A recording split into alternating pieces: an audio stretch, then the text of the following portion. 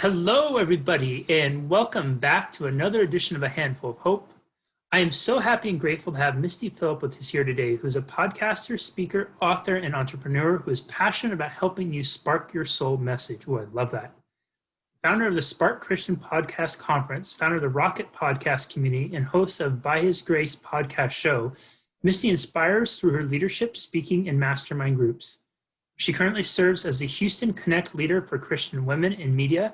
Misty is the author of The Struggle is Real, but So is God, Bible Study, and Spark Podcast Planner 2020. Misty, welcome, and thank you so very much for being here. Hey, Jesse, I'm so excited to be here with you today. Misty, talk to us about Spark Your Soul. What does that mean to you? Because that's one of those phrases that when you read it or when you say it, like it makes me, I just feel good reading it. So what does that mean to you? Yeah, so Spark Your Soul message is, I started writing and speaking late in my life after homeschooling my kids, and I gathered a bunch of people around my farm table to encourage. And I saw I love to encourage people, and I was encouraging them to follow their dreams. I like to say I'm a dream defender. And so I noticed this trend of me helping people, and I was like, I want to spark their soul message. So everybody, I feel like, has a God-given message to share with the world. And so some people just are a little more hesitant to share than others. And so I like to encourage them and spark their soul message. I think that is such a unique insight that each person has a soul message. And I feel like many of us have, at some basic level, we're aware that there is something inside of us. There's something deeper, some reason, purpose for me being here, that there's something that's on our heart that we're meant to share or do. And oftentimes we're not quite sure what that is or even how to begin to express it and live it out.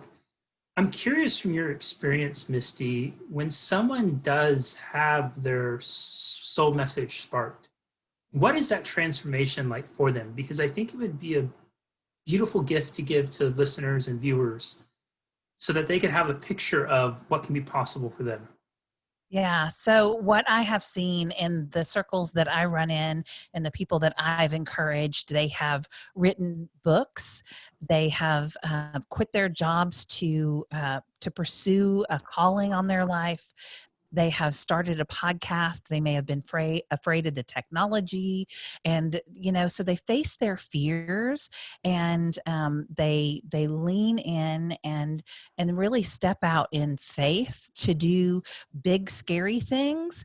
That once they do them, then they find out they weren't that scary after all, but they just needed that leap of faith to ignite them. And so, for anybody who's listening, whether it's a book, a podcast, you want to create art or make a course or learn to skydive, whatever it is that, is the burning desire that you have, you just have to take the next step. And just, we inch by inch, we step by step.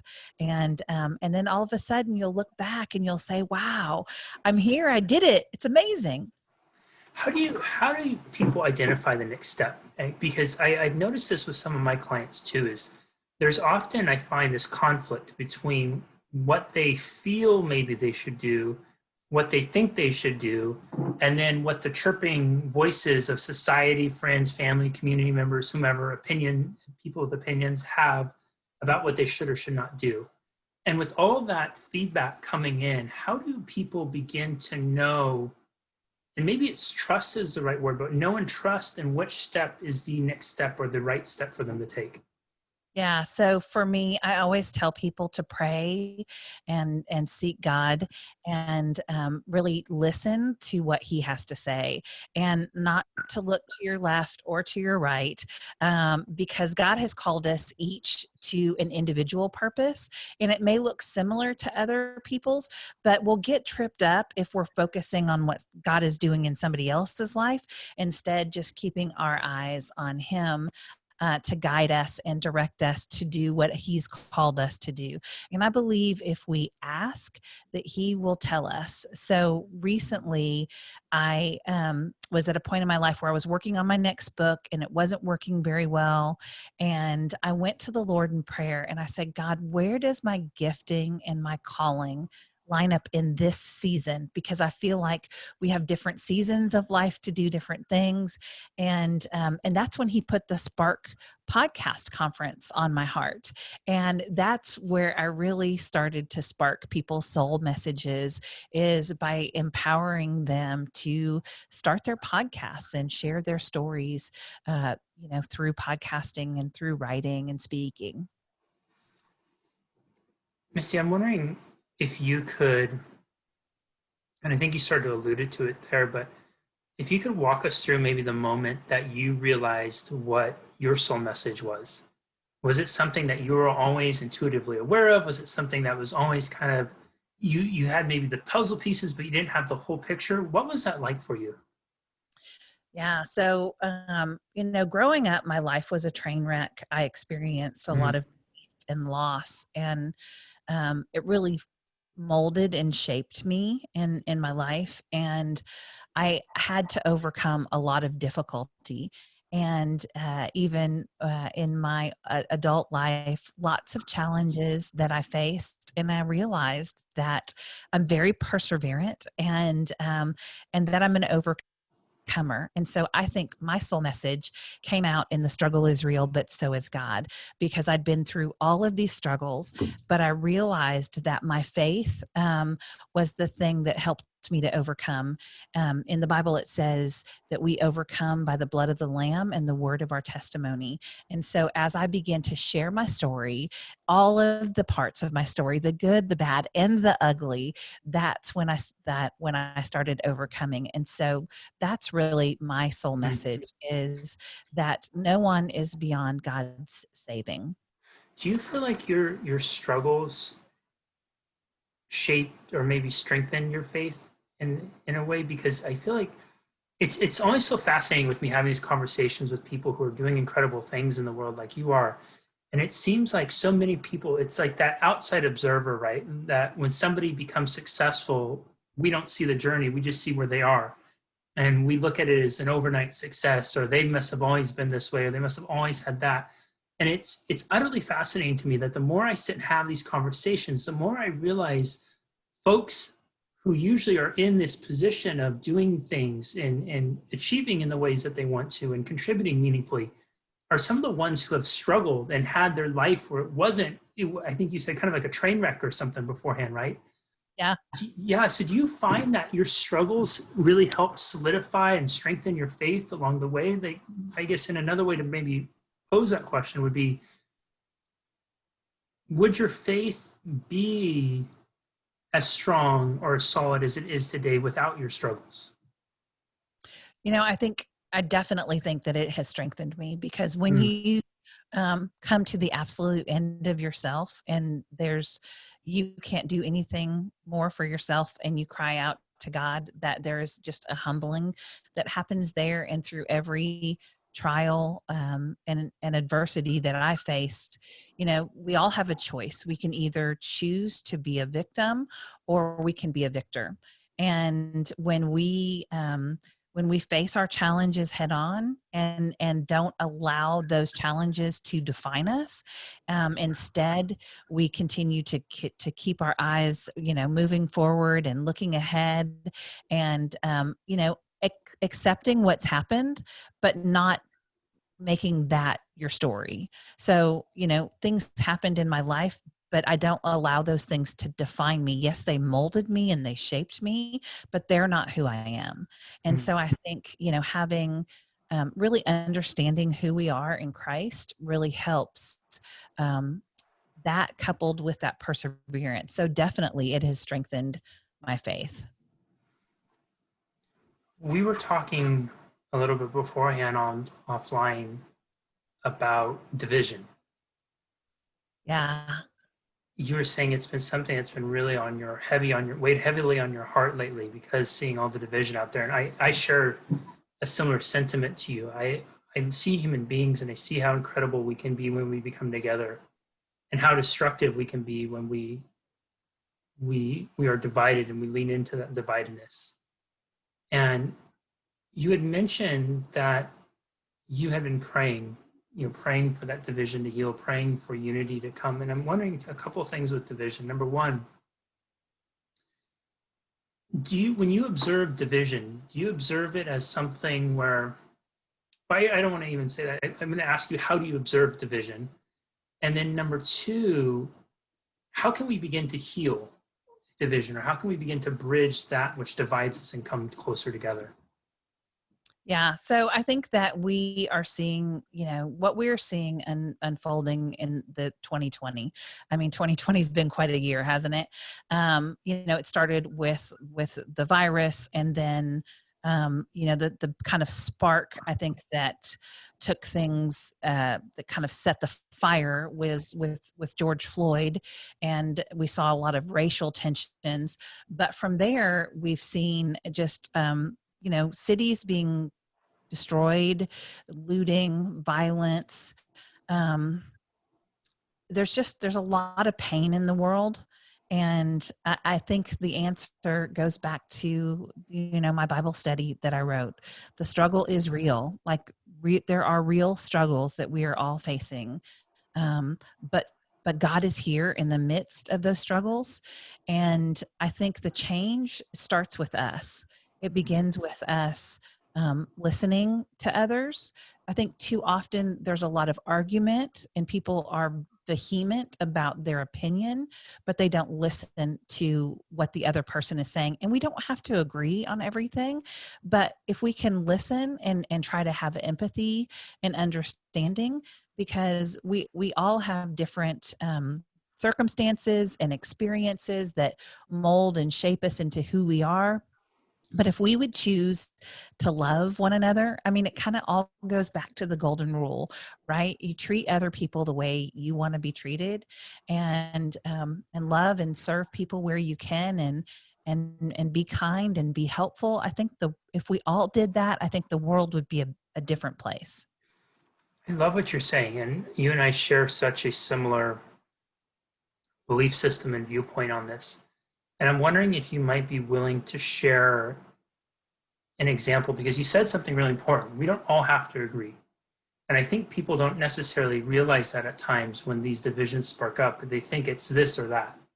It's an all or nothing. And then it becomes this, well, and I think we see it right now in family dynamics, right? Well, you think this way, and I don't understand how you can think this way, because you and I have always seen so similar in all these other things, and now you're seeing this way, and because you see this way, I can't accept you for that anymore. It's like, and then it almost makes like this whole other narrative a false, like, why were you being my friend, or why were you being my family for so long, when my friends and family wouldn't think this way that you're thinking? And I think that's one piece amongst many. So my curiosity is, could you maybe give us an example in your journey of how you were able to love someone through division? Someone who you may not have agreed with, someone who you may have had conflict with, someone who you may have agreed to disagree, just so people can have an example of what that process is. Because unfortunately, I think, we all learn by example. Right? The beautiful thing about success in any aspect of life is it's replicatable. If we can leave breadcrumbs, others can follow it. And my personal opinion is, one of the challenges right now is we're not giving examples of what that is. We're giving more examples of how to disagree, more examples of how to hate, more examples of how to not get along, and more examples of how to get upset, angry, mad, frustrated, all those types of things. So maybe it would be helpful if you could provide an example of that, just so people could see in real time what can be possible. Yeah. So I just interviewed someone on my podcast. His name is Joel Malm, and he just wrote a book called Love Slows Down. And in that interview, we talked about it. And I think that this is the best example. The first thing that he said was, we have to slow down and slow down, because I think too often we react because he gives a couple of reasons why we act out, because our security's been threatened or our control has been threatened. But whatever reason that causes us to respond in a way, if we can just slow down and not respond so quickly and just like breathe, take a breath, take a minute, but then forgive. If someone hurts our feelings or causes us harm, if we don't forgive them, it only hurts us. It doesn't hurt them. And so I think forgiveness is a really big part, but we also just, if you're in an argument with someone, you don't, like you said, you don't have to agree. You can agree to disagree, but I think it starts with listening, and then it leads to, forgiveness. You have to forgive people when they've hurt you, so that you can move on to be healthy, and then, kill them with kindness, because I think that, in the Bible, it says that we're to love our enemies. And that is a whole lot more difficult to do. It's a lot easier to say than it is to do. But if we can really come from a place, if we can see people and their value, and that they are people just like we are, whether they look different than us, they're in a different, we're all different, right? But we're all unique, but we're all people. And if we can see their humanity and we can love them through that, and maybe just empathize. I think empathy, again, is a real key to this, that I think people too often are so busy arguing their point that they don't take time to really understand why the other person feels that way. So maybe saying something like, you know, tell me why you feel that way. I Mm. don't understand where you're coming from. So please help me understand. But that takes dialogue and discourse that a lot of people aren't willing to have right now. They just want to say their point or throw their, hurl their words, or, fiery arrows at one another, and they don't take time to listen. You mentioned something in there about forgiveness. And I remember, and I can't remember who exactly said it, so unfortunately I'm not able to attribute the quote to the proper person in real time. Somebody who's listening and watching, maybe you can correct me on that. But it was essentially to the effect of the unwillingness to forgive is like drinking poison, voluntarily drinking poison, hoping the other person will die. We're poisoning ourselves, expecting to cause pain to others. And I have talked to so many people over the years, especially when it comes to areas of personal struggle or grief or guilt, where you'll see this theme of forgiveness popping up, and there's an unwillingness to forgive. People want to hold on to the hurt that they believe somebody intentionally gave them, and maybe in some cases it did, or maybe it was unintentional. But either way, they have this almost commitment to holding on to the pain of the hurt, unwilling to forgive, because it's in their mind, it feels like if they forgave, then that would make what happened okay. And in so doing, they voluntarily are drinking that poison every single day, and it causes this effect on their life. Do you have a forgiveness process or practice that you do, Misty, when you feel the need to forgive? And if so, would you be open to sharing it with us? Because I think it would be a really cool thing for people to hear and understand how they can go about to begin to forgive. Absolutely. So, whether it's something that has been done to me or something that I've done to myself, so there have been plenty of things in my life that I've had to forgive myself for doing, as well as forgiving other people. But I think it all begins with taking our thoughts captive, because if we continue to think about how hurt we are, how awful that was, how unfair it was, why did this happen, all of those kind of things are not going to move us forward. So I think when those thoughts come into our head, now I do believe we acknowledge the pain when we're in the pain, we address the pain, and then we move forward, right? And then we move forward in forgiveness. So once we have, if the thoughts continue to come back, well, why did they do that to me? Or how did that, then you just have to take those thoughts captive and choose to think another thought. And, it's not always easy because sometimes our minds can run away with us. But I think if we are intentional about our thought life, I think that can really make a huge difference. And then we have to choose to forgive. And sometimes that means we choose to forgive over and over and over as those thoughts come in. And in the Bible, it says, how often do I forgive my brother? 70 times 7. And what that really meant was you continuously forgive. And because Mm. we forgive, then God forgives us. I like that. So forgiveness is not a one and done, but it's an ongoing process. Absolutely.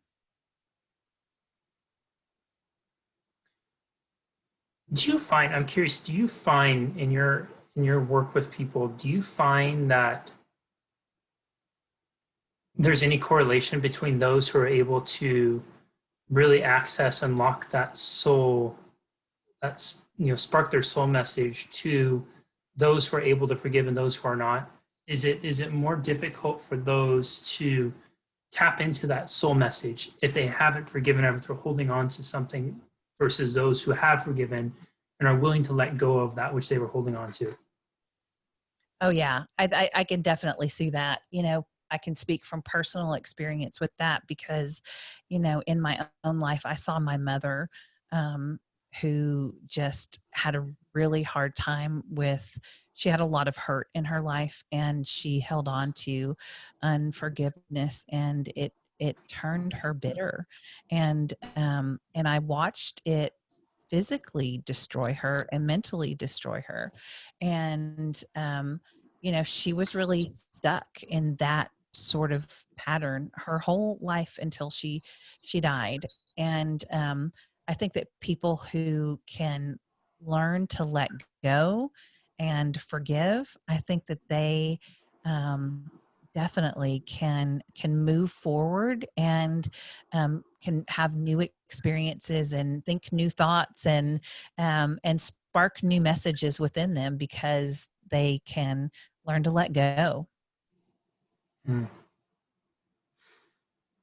It always amazes me, the notion of letting go, and how if we let go of that which we're holding on to, it also, as scary as it may seem, it opens us up to receive. That's what we're likely very meant to receive and do here while we're here. Absolutely, I agree completely. um, yeah. Yeah. Misty, before I get to my final questions, where can people find you online? Yeah, so I am everywhere as Misty Phillip. My website is mistyphillip.com. There you can find my books, my blog, my podcast, all of those things. And then also there's links to the other things that I do. You mentioned I'm an entrepreneur. I have the Spark Christian Podcast Conference, and I also have the Rocket Podcast community where I teach other people how to podcast and encourage them in the journey. And so all of that can be found at mistyphillip.com. And then I also am kind of everywhere online as Misty Phillip. That's awesome. And then the podcast teaching you're doing, is it a virtual thing? Or are you able to do live events yet? Or Yeah. So the Spark Christian Podcast Conference is the live event, and that took place in February oh, 21st and 22nd. you got Two in just in time. Yes, yes. And while we launched that event, we announced that we were going to be doing Rocket. And then, we were going to launch it a couple of weeks later, and the world fell apart. And we were like, oh no, we can't do this. But then about 6 weeks into it, we felt like people were ready to kind of they were over the initial shock of everything, and they were ready to get plugged in. And I think people were really starving for that connection. And so we launched on April 15th, and we've got an amazing group of folks who are working together, inspiring one another. We're doing training and masterminds and really helping them to stay connected and in community, and helping them to move forward with their podcast. So yeah, it's been a great thing. And I'm looking forward to the day that we can do, live events, because that is my favorite. That's my jam, being in person and getting to network with everybody. But, we just don't have peace yet about when that might be. So we're adapting to this new online world. What kind of feedback have your podcasters given you? Because I read something that one of the most common activities, or one of the top activities or hobbies people have taken up during this time, is podcasting. And I can only imagine how invaluable that must have been for your group to be able to have done that training in February, right before this had, and then have the ongoing support with it afterwards. I'm curious, is what kind of feedback are they giving? Are they noticing a substantial difference? Maybe they're reporting like they have a friend who does a podcast who didn't do it versus them, and what that experience has been like. Well, everybody that came to the Spark Podcast Conference, I mean, hands down, the reviews were amazing. Just the community that was sparked. And that's what I say. And every time a new podcast is sparked, we have seen so many podcasts and they've said things like, I couldn't have done this without you. We couldn't have done this without Spark. I couldn't have done this without the training. But the other really neat thing that I've seen coming out of that is all of these people who are being interviewed on each other's podcasts. They're supporting one another. They're becoming friends, and that's really cool to me. And then we've just been able to continue that with the Rocket community. And they're like, they say things like, Misty, you're the real deal, because I'll do, whatever I can to help people to move them forward. And we've just really had a lot of fun. That's awesome.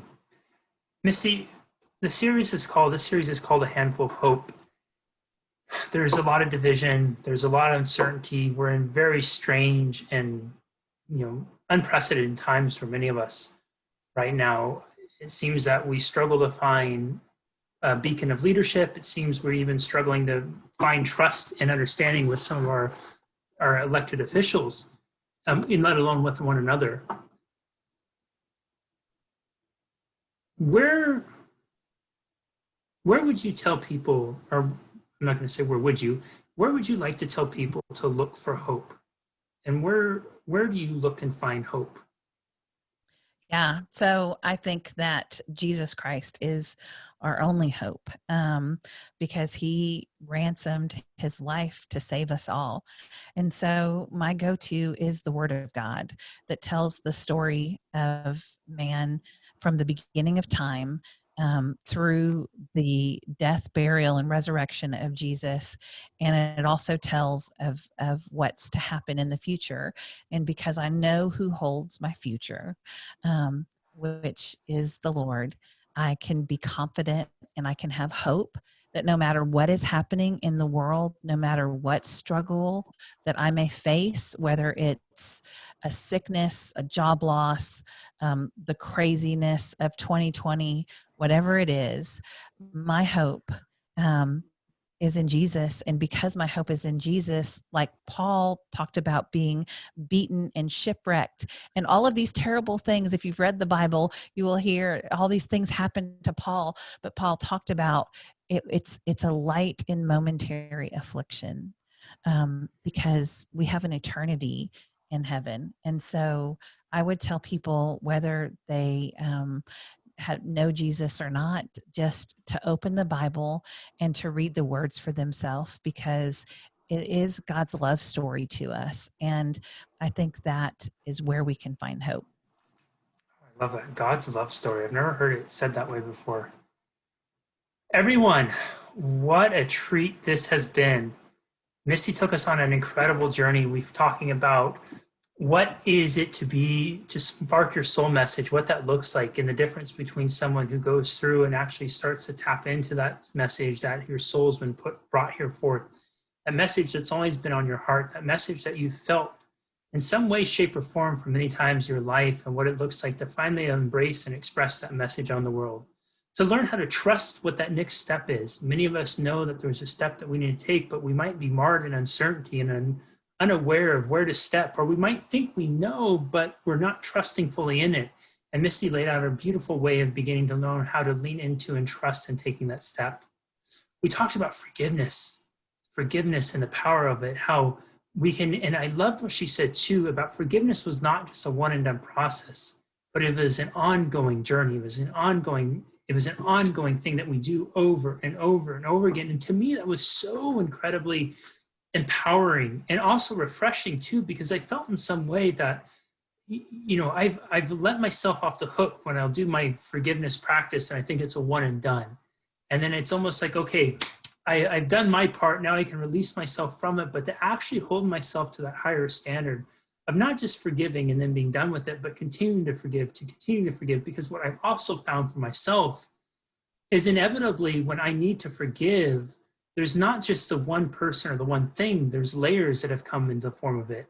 There's different emotions, different feelings, different things that I've begun to attach this event to other parts of my life. And to set that standard for an ongoing practice of forgiveness. What a beautiful practice that would be to engage. We talked about division and how we can begin to work through it. And she shared the beautiful story of being able to find that place of love and being able to see the humanity in one another. Gosh, what a gift that would be. What a great gift that you could give to your friend, your family member, your neighbor, the stranger on the street, the person across the way from you who has a sign on their lawn voting for somebody who's different than who you'd vote for. What if instead, when you peered out your window and you opened your curtain to let a little light in, what if instead of looking out there and glaring and grimacing and saying some sort of muffled words under your breath, or maybe you vocalize it about how much you strongly dislike and what a moron they are for thinking that way, what if instead, when you peered out and you allowed that first bit of light to enter into your window, you looked across and you said, I love you. I accept you. I appreciate you. And while we may not agree, I can still agree that you are a human being. And I can still acknowledge and respect that however you believe, while I may not agree with it, you likely believe in that way for me the same reasons I do. Because you, like me, are a human being. You, like me, draw breath into your lungs and have blood through your body and likely want what's best for your friends, your family, and your community.